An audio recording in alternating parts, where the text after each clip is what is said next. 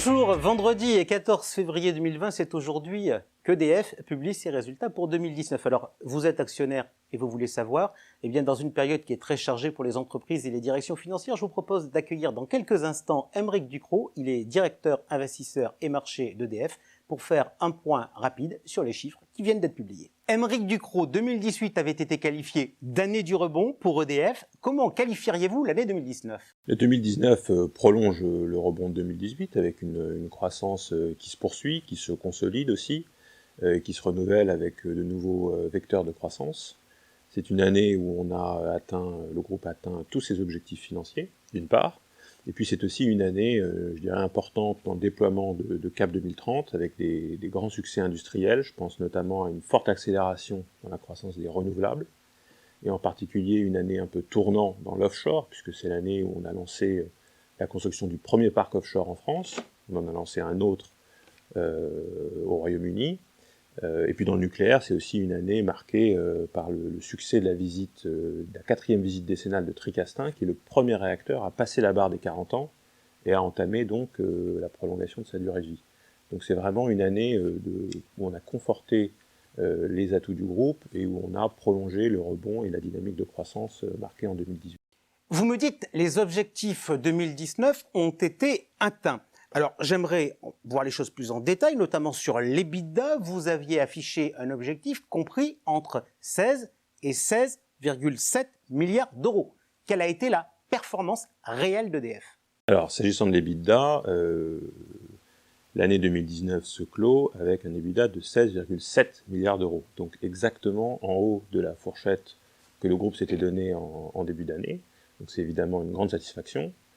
Je dirais que c'est une performance à laquelle d'ensemble quasiment tous les métiers du groupe contribuent, avec notamment, on peut quand même le signaler, une dynamique qui nous a soutenus sur les prix de l'électricité, qui s'était redressé nettement ces 2 dernières années et qu'on voit désormais dans les comptes 2019, mais également, je le disais tout à l'heure, une très bonne contribution de nos activités renouvelables, une très bonne contribution de nos activités de trading et d'autres métiers.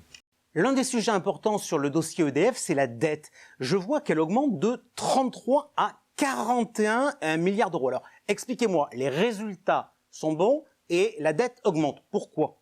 Alors, vous avez raison, c'est un point très important sur lequel il faut s'arrêter une minute. La dette augmente de plus de 7 milliards d'euros sur l'année 2019, mais c'est facial et ça renvoie essentiellement à 2 effets de nature comptable et technique.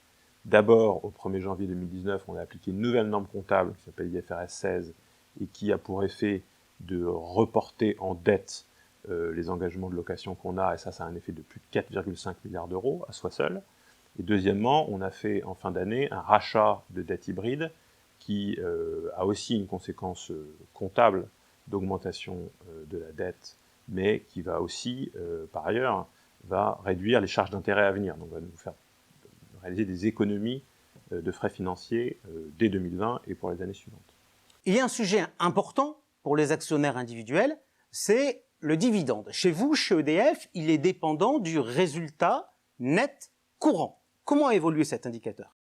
Alors, le résultat net courant, en 2019, il s'établit à 3,9 milliards d'euros. C'est une hausse de 58% sur un an. Donc, c'est évidemment une hausse très marquée. Et comme vous le savez, le groupe s'était engagé sur une politique de distribution du résultat de 45 à 50% de ce résultat net courant. Donc il est clair que le dividende va augmenter sensiblement par rapport au niveau de l'année précédente où il était de mémoire à 31 centimes. 2018, c'était l'année du rebond. 2019, c'était la poursuite du rebond. Quelles sont les ambitions d'EDF pour 2020 ?